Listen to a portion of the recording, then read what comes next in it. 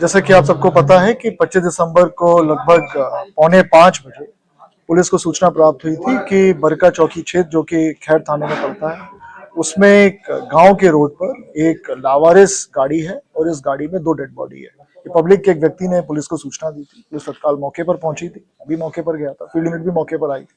गाड़ी से 2 dead body निकली थी।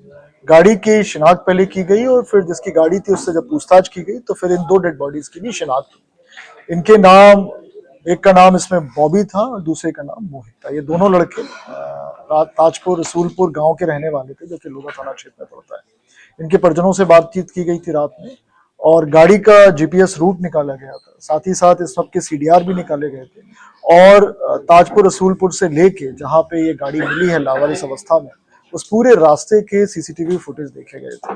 तो इंटरोगेशन, सीसीटीवी फुटेज, जीपीएस और सीडीआर एनालिसिस के आधार पर हमारी टीम ने 2 व्यक्तियों को गिरफ्तार किया है जिनके नाम धर्मेंद्र और बॉस सिंह है। ये दोनों जरोली डोर गांव के रहने वाले हैं जो कि लोधा थाना क्षेत्र में पड़ता है। इनसे पूछताछ की गई तो उन्होंने ये बताया कि ये बॉबी को जानते थे और बॉबी ने इनको पैसे उधार दे रखे थे।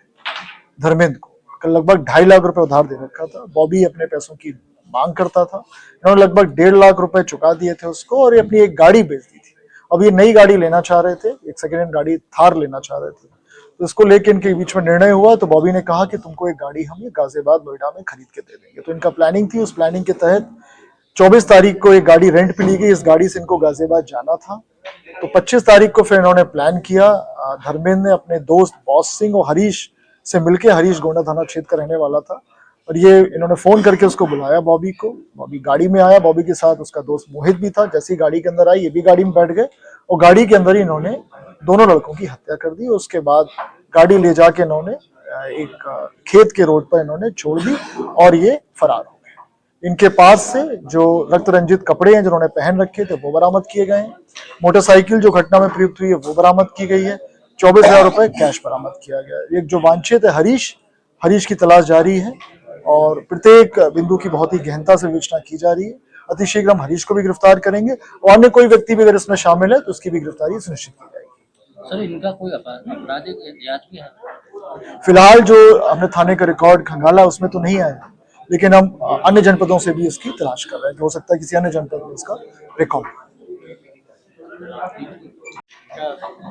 कितना पढ़े लिखे हैं, क्या है? ये बहुत ज्यादा पढ़े लिखे तो नहीं है आरोपी। ये बेसिकली जो मृतक बॉबी है, इसका एक होटल है जो कि लोधा थाना क्षेत्र में होटल पड़ता है, तो उसमें ये अक्सर आते जाते रहते थे और इनको ब्याज पे पैसा देता रहता था। इसकी एक दुकान भी है छोटी सी, वो भी लोधा थाना क्षेत्र में ही पड़ती है, तो उसमें ये पैसा लेते थे और दुकान में पैसा लगाते थे। बहुत सारे इसमें बिंदु और निकल के आ रहे हैं, उनको हम वेरीफाई कर रहे हैं कि जैसा कि होटल में जो कार्य होते थे वो, तो इन सब बिंदुओं की हम विवेचना कर रहे हैं। जो भी अन्य व्यक्ति इसमें प्रकाश में आता है तो उस पर भी हम कार्रवाई करेंगे तथा होटल को लेके अगर कोई अनैतिक कृत्य की कोई एविडेंस मिलता है तो संबंध में कार्रवाई की जाएगी। इसमें जो टीम हमारी लगी थी, खासतौर पे हमारे एसपी आर्य साहब जो अभी है नहीं है, एक कॉन्फ्रेंस में है लखनऊ में, और हमारे सीओ साहब, और उन दोनों ने बहुत ज्यादा मेहनत की। इनकी टीम ने बहुत ज्यादा मेहनत की है। तो इनकी पूरी टीम को मेरी ओर से 25,000 रुपए इनाम की घोषणा की जाती है। बहुत ही सराहनीय काम किया। बहुत ही मैंने देखा है क्योंकि रात में जब कोहरा था पूरे टाइम गिरे बिना सोए कंटिन्यूस उन्होंने काम किया है। जैसे सूचना मिली है 4:45 25 तारीख की शाम को 4:45 बजे से अब तक निरंतर इन्होंने कार्य किया। बहुत ही सराहनीय कार्य किया। यूनिवर्सिटी में जो मर्डर हुआ अभी तक कोई पुलिस के उसमें भी टीम लगी हुई है। हमारे पास कुछ फुटेज मिले हैं और डेवलप हम लोग उनको कर रहे हैं। फिलहाल क्योंकि रात का टाइम है तो उनको डेवलप करने में समय लग रहा है, लेकिन टीम हमारी लगी हुई है। कई टीम इसमें लगी। नहीं, ऐसा तो कुछ नहीं आ रहा।